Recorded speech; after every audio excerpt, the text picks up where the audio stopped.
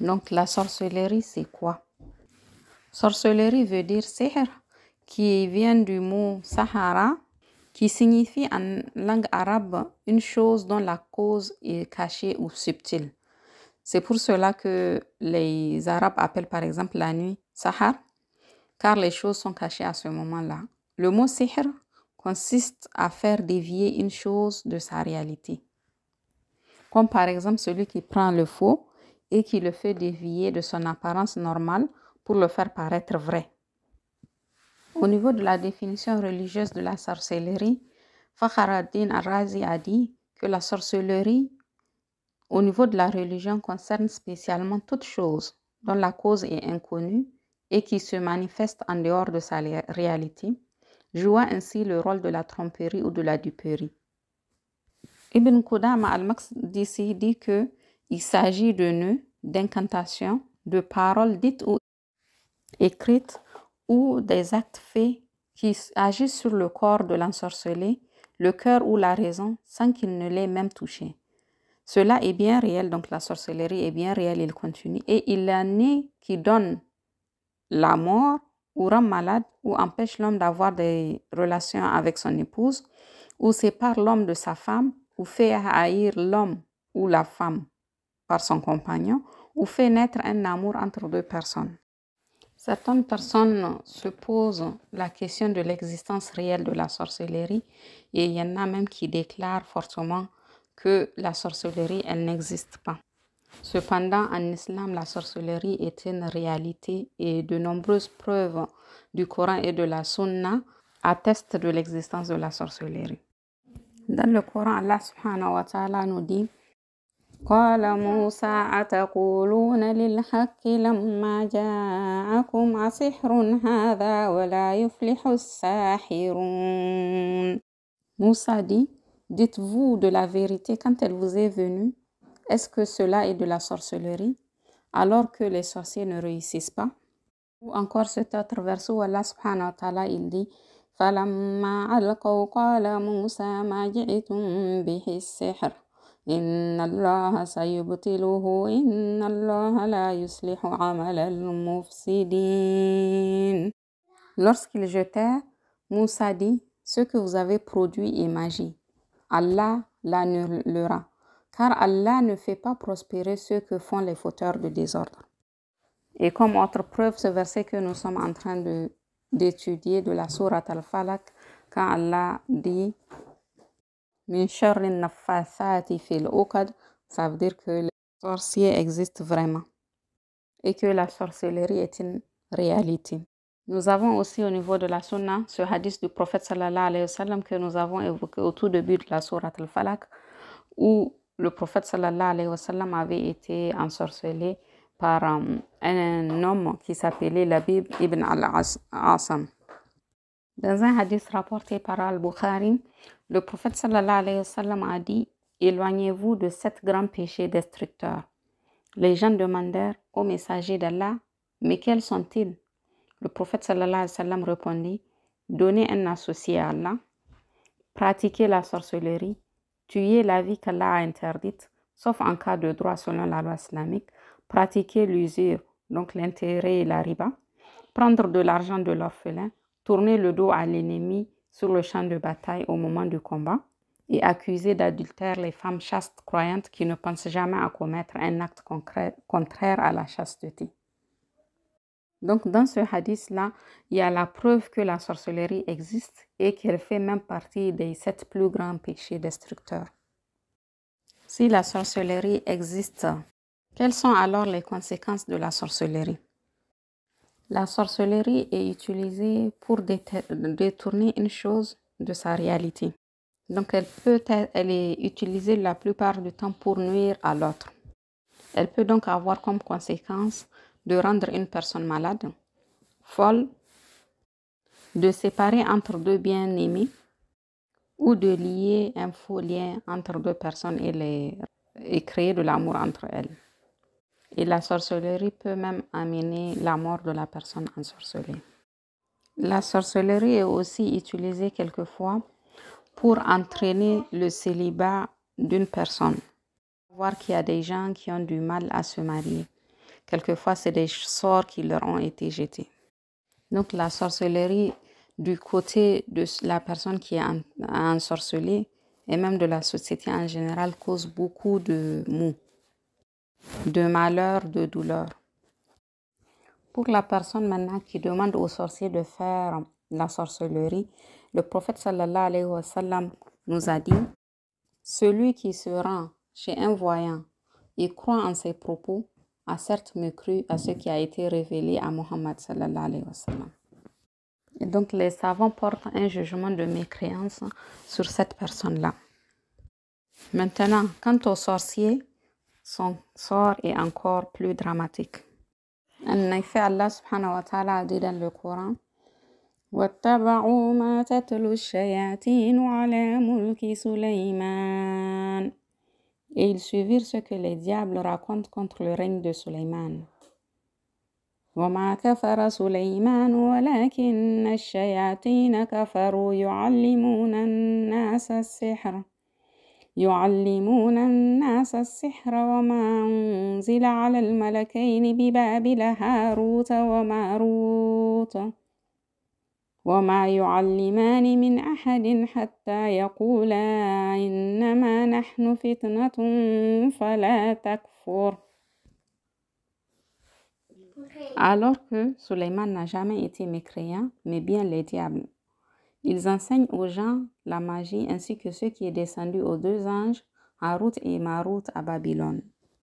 Mais ceux-ci n'enseignaient rien à personne avant de lui avoir dit: nous ne sommes rien qu'une tentation, ne sois pas mécréant. فَيَتَعَلَّمُونَ مِنْهُمَا مَا يُفَرِّقُونَ بَيْنَ الْمَرْءِ وَزَوْجِهِ وَمَا هُمْ بِضَارِّينَ بِهِ مِنْ أَحَدٍ إِلَّا بِإِذْنِ اللَّهِ وَيَتَعَلَّمُونَ مَا يَضُرُّهُمْ وَلَا يَنفَعُهُمْ وَلَقَدْ عَلِمُوا لَمَنِ اشْتَرَاهُ مَا لَهُ فِي الْآخِرَةِ مِنْ خَلَاقٍ وَلَبِئْسَ مَا شَرَوْا بِهِ أَنفُسَهُمْ لَوْ كَانُوا يَعْلَمُونَ. Donc ces deux anges-là, Harut et Marut, qui étaient à Babylone, disent: mais ceux-ci n'enseignaient à personne qu'il n'est d'abord dit: nous ne sommes rien qu'une tentation, ne soyez pas mécréants. Ils apprennent auprès d'eux ceux qui sèment la désunion entre l'homme et son épouse. Or, ils ne sont capables de nuire à personne qu'avec la permission d'Allah. Et les gens apprennent ce qui leur nuit et ne leur est pas profitable. Et ils savent très certainement que celui qui acquiert ce pouvoir n'aura aucune part dans l'au-delà. Certes, quelle détestable marchandise pour laquelle ils ont vendu leur âme, si seulement ils savaient. Donc là apparaît clairement le jugement par rapport au sorcier, du fait qu'il est mécréant. C'est clair, sa mécréance ne fait aucun doute. Et beaucoup de savants jugent que la sentence du sorcier, c'est la mort. À part Shafi rahimahullah ta'ala qui a dit qu'il ne doit être tué que s'il a tué quelqu'un avec sa sorcellerie, il doit donc être tué selon la loi du talion. Qu'Allah nous préserve de la sorcellerie. Car vraiment c'est une perte dans ce monde et dans l'au-delà, puisque par ce verset-là, Allah subhanahu wa ta'ala, il nous dit que celui qui commet la sorcellerie et qui meurt dessus n'a aucune part dans l'au-delà. Il n'a aucune part dans l'au-delà. Il ne peut pas espérer le paradis. Waliyadhu billah. Alhamdulillahi wahdah wa salatu wa salamu ala rasulillah wa ala alihi wa ashabihi wa man tabi'ahum bi ihsanin ila yawmil qiyamah. Amma ba'd, assalamu alaikum wa rahmatullahi wa barakatuh mes sœurs. Par la grâce d'Allah, alhamdulillah, nous allons continuer sur notre sujet. Hier, nous avons parlé du verset numéro 4 de la sourate Al-Falaq, qui est min sharri naffathati fil uqad, contre le mal de celle qui souffle sur les nœuds. Nous avons dit que le sujet de ce verset est que Allah subhanahu wa ta'ala, il nous dit de demander protection contre les sorciers quand ils font leur sorcellerie. Nous avons vu que la sorcellerie, as-sihr, était le fait de faire passer quelque chose qui était faux pour quelque chose de vrai. Donc de détourner une chose de sa réalité. Et qu'au niveau religieux, c'était le fait d'utiliser des talismans, des incantations, des paroles, des remèdes ou autre chose pour avoir un impact sur les cœurs, les corps et les rendre malades, ou séparer entre deux personnes qui s'aiment, ou bien nouer des liens entre deux personnes qui ne s'aiment pas. Nous avons parlé aussi des conséquences de la sorcellerie sur la personne qui est ensorcelée, donc qui tombe malade, qui devient folle, qui renie quelqu'un qu'elle aimait auparavant ou qui aime quelqu'un qui n'aimait pas. Donc, ça cause beaucoup de troubles dans la société. La sorcellerie aussi a des conséquences sur la personne qui se rend chez le sorcier pour lui demander de faire cette sorcellerie-là. Parce que si elle croit en ce que lui dit le devin, elle devient mécréante. La sorcellerie a des conséquences aussi sur le sorcier parce que pour que même il puisse devenir sorcier, il faut qu'il renie la foi et donc il est mécréant, il sort de l'islam. Nous avons aussi vu que le prophète sallallahu alayhi wa sallam avait cité la sorcellerie parmi les 7 grands péchés destructeurs. Aujourd'hui, nous allons nous poser la question comment reconnaître un sorcier parce que vu toutes les conséquences néfastes que la sorcellerie exerce, il est important pour le croyant de savoir qui est le sorcier afin de s'en éloigner le plus possible. Quels sont donc les signes qui me permettent de savoir que la personne que j'ai devant moi ou dont j'entends parler est un sorcier? Les signes qui permettent de reconnaître le sorcier sont nombreux. Et falillahi alhamd, Allah a permis aux savants de les citer afin qu'on puisse reconnaître le sorcier et s'en éloigner, puisque le prophète sallallahu alayhi wa sallam nous a donné l'ordre de nous séparer de lui, de nous en éloigner, puisque ça nous amène la perte dans cette vie et dans l'au-delà. Connaître les signes qui permettent d'identifier le sorcier est alors profitable pour le croyant. Certains sorciers se cachent parfois sous l'apparence de personnes très pieuses et très pratiquantes. Il est du coup très important de reconnaître leurs signes afin de faire attention et de s'en éloigner. Le sorcier te demande quelquefois des informations sur le prénom de la personne que tu veux ensorceler et de sa mère, le prénom de sa mère. Ou bien quand tu vas le voir directement, avant même que tu ouvres la bouche, il te devance en citant ton prénom et le prénom de ta mère avant même que tu ouvres la bouche. Et il t'informe du sujet pour lequel tu es venu le rendre visite, afin de te faire croire qu'il possède des pouvoirs. Mais ces informations-là, même si elles sont véridiques, elles lui ont été transmises par les diables avec lesquels il travaille. Et cela est contraire à ce qu'Allah subhanahu wa ta'ala a ordonné dans le Coran quand il dit « Ud'uuhum li'abaihim huwa aqsatu indallah » et appelez les enfants du nom de leur père, car cela est plus juste auprès d'Allah. Donc c'est une stratégie que les sorciers et leurs guides utilisent pour se mettre en porte-à-faux par rapport à l'ordre d'Allah subhanahu wa ta'ala qui nous a donné dans le Coran. Le sorcier travaille aussi beaucoup avec la fumée. Ou bien il fait ses actes la nuit, ou bien il travaille dans une pièce sombre ou en cachette. Ça, c'est les signes. Un autre signe de sorcier, c'est quand il te demande d'apporter des objets ou des traces de la personne que tu souhaites ensorceler. Tels que un peigne, par exemple, qui porte des cheveux de la personne, des poils de la personne, des ongles de la personne, ou un vêtement, ou même un sous-vêtement de la personne. Et ce que beaucoup de gens ignorent, c'est que les sorciers utilisent aussi les photos pour faire la sorcellerie. Donc, ils peuvent demander d'apporter une photo de la personne qu'il faut ensorceler. Et là, il faut vraiment que nous fassions attention. Parce qu'aujourd'hui, les photos de nos enfants traînent sur les réseaux sociaux. Tout le monde y a accès. Donc vraiment, il faut faire attention parce que ces photos-là peuvent être utilisées pour faire de la sorcellerie contre la personne. Un autre signe du sorcier est que parfois, il demande qu'on lui amène une bête d'une qualité telle ou d'une couleur particulière. Il peut demander par exemple un mouton tout blanc ou tout noir, un poulet tout rouge ou tout noir, ou même des animaux qu'on ne veut pas toucher comme un serpent, un rat, des choses comme ça. Ou un bœuf qui a une seule corne, qui a deux queues. En tout cas, ils vont toujours trouver des animaux qui ont des spécifications particulières. Et lorsqu'il ordonne d'égorger ou de faire égorger cet animal-là, il va indiquer de le faire à tel lieu, à tel moment. Et de le faire surtout sans mentionner le nom d'Allah subhanahu wa ta'ala. Parce que cette bête-là n'est pas égorgée pour Allah subhanahu wa ta'ala, mais elle est sacrifiée pour un autre qu'Allah. Donc, il demande de ne surtout pas prononcer le nom d'Allah subhanahu wa ta'ala quand on fait le sacrifice de l'animal.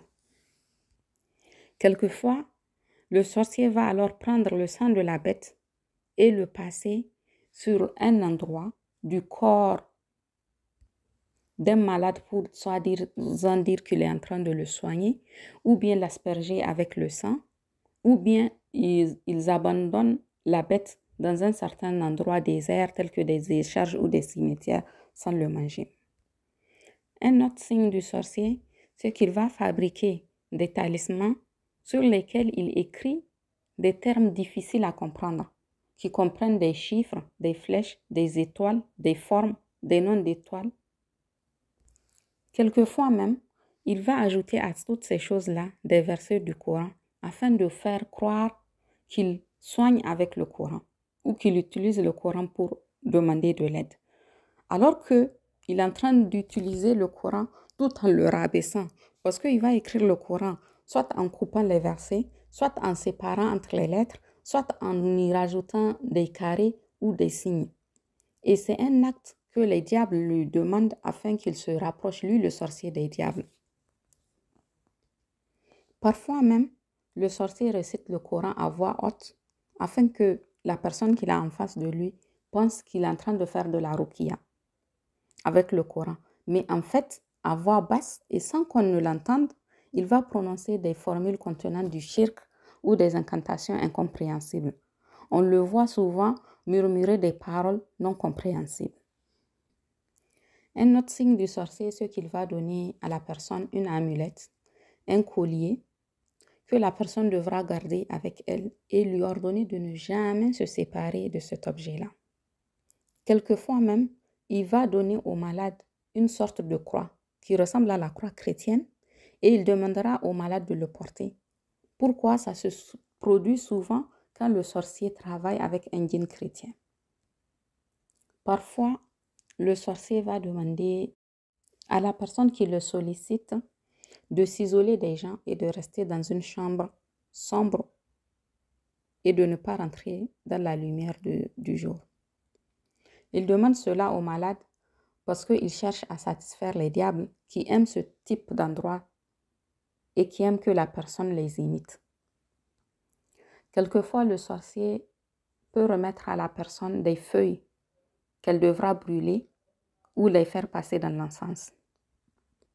Le sorcier peut aussi donner à la personne des choses à enfuir sous terre ou à suspendre. Un autre signe du sorcier est que quelquefois, il demande à la personne de ne pas toucher de l'eau pendant une période déterminée, le plus souvent 40 jours. La personne devient ainsi impure, ce qui permet au diable de se rapprocher d'elle et parfois de la posséder ou de l'embêter ou de le faire croire certaines choses. Un autre signe du sorcier est que généralement, il n'accueille personne durant le mois de Ramadan et surtout durant les 10 derniers jours du mois de Ramadan ou les 10 premiers jours du mois de Zulhijjah. Donc ces signes que nous venons de citer sont des signes qui doivent nous alerter quand on les trouve chez quelqu'un que cette personne est en train de pratiquer de la sorcellerie et on doit absolument s'en éloigner.